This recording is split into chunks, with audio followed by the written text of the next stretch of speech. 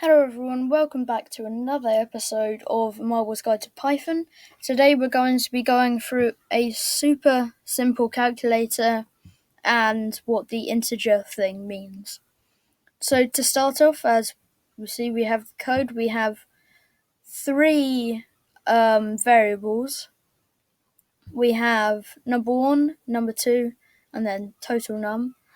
So basically what it does, it asks what the first number is, then it asks what the second number is, and then it just adds them up and prints it.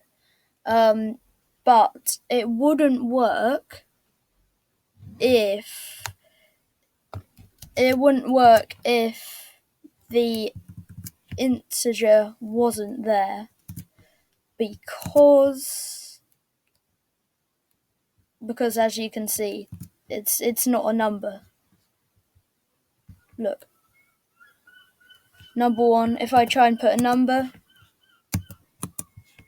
oh, it does work.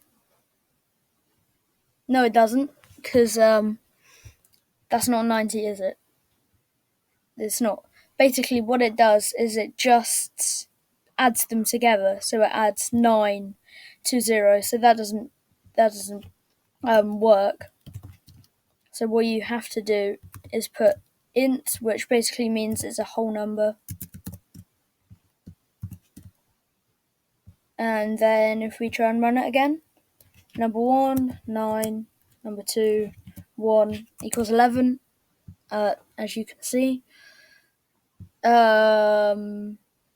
So yeah, that's pretty much it. That's a super simple calculator. Wait until tomorrow to see an even better calculator. Oh, and by the way, all you need to do is just change that to whatever. That's times, that's divide, and obviously that's subtract. So thanks for watching, and I'll see you in the next video. Bye!